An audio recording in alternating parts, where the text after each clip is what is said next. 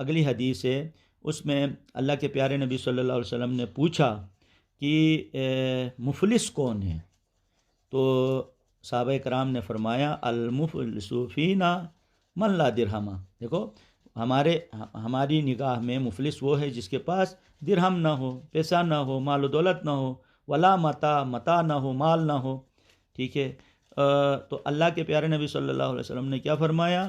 ان المفلس من امتی، میری امت میں مفلس وہ ہے جو قیامت کے دن میرے پاس آ جائے بغیر نماز کے، بغیر روزوں کے، بغیر زکوٰۃ کے، اور ساتھ ساتھ یہ نہیں بلکہ کسی کو وہ گالی دینے والا ہو، کسی پہ تہمت لگانے والا ہو، اور کسی کا مال کھایا ہوا ہو، اور کسی کو اس نے مارا ہو، پیٹا ہو، تو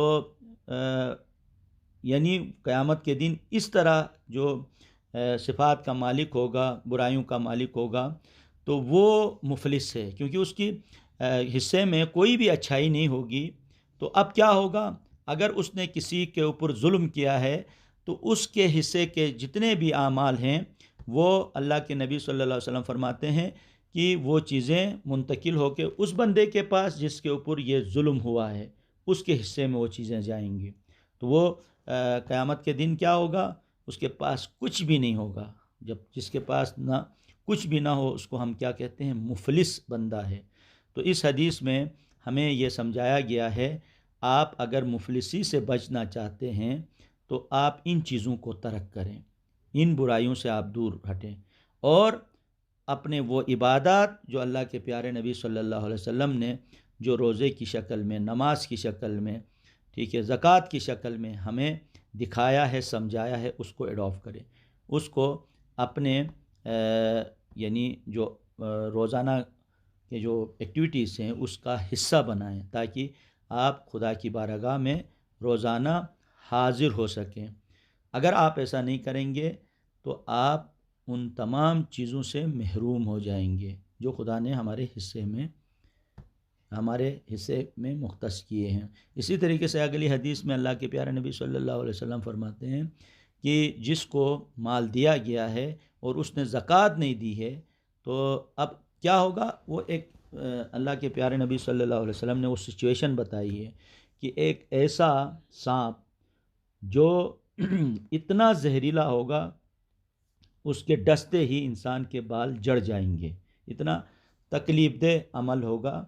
اور اس وقت اس سے پوچھے گا کہ بھائی یہ جو سانپ ہے، تو اس سے بھائی یہ کیا کہاں سے آ گیا، یہ زہریلا پن اور یہ چیزیں کہاں سے آ گئی؟ تو کہے گا کہ میں در حقیقت وہ مال ہوں جو آپ نے ادا نہیں کی زکوٰۃ کی مد میں۔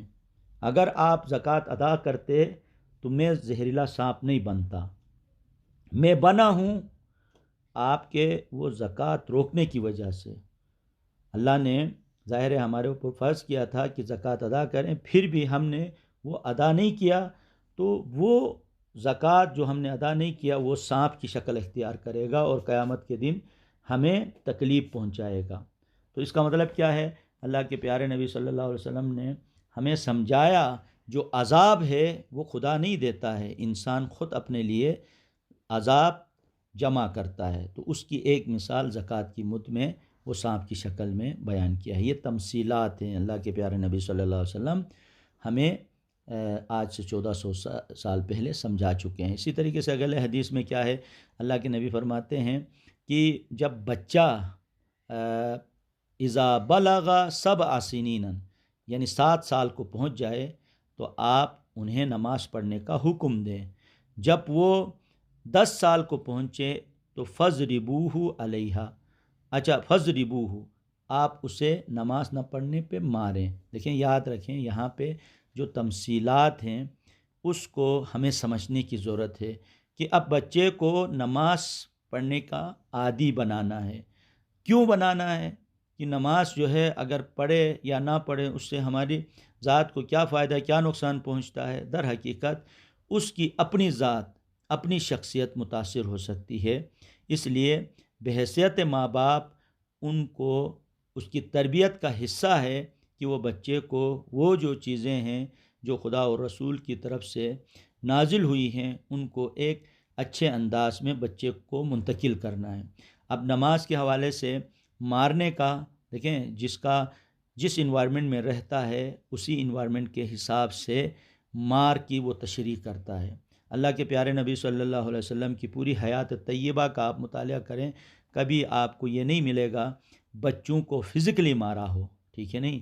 یہاں مار سے مراد وہ نہیں ہے جو ہم لیتے ہیں، تو اللہ کے پیارے نبی صلی اللہ علیہ وسلم کی سیرت میں ہمیں وہ چیزیں ملتی ہیں۔ اگلی حدیث آپ دیکھیں، اللہ کے پیارے نبی فرماتے ہیں کہ تم قیامت کے دن دیکھو گے لوگوں کو کہ وہ ان کے دو چہرے ہوں گے، الذی یاتی ہؤلاء کے الفاظ ہیں کہ ایک یعنی دو منہ ہوں گے، ایک منہ سے وہ آئیں گے اور دوسرے منہ سے بھی آئیں گے۔ تو آپ حیران ہوں گے، یار یہ کیا دو منہ والے؟ تو اس وقت بتایا جائے گا کہ یہ دنیا میں یعنی انہیں منافقین کہا جاتا ہے کہ منافق کا کام کیا ہے؟ آپ کے سامنے آئے گا کچھ اور بات کرے گا، پیٹھ پیچھے کوئی اور بات کرے گا۔ تو در حقیقت جو منہ ہے وہ اس میں جو باتیں ہیں وہ باتیں ہمارے بارے میں، ہمارے تعلیم کے بارے میں، وہ خدا کے بارے میں، رسول کے بارے میں، وہ ان کی باتیں بالکل مختلف ہوں گی۔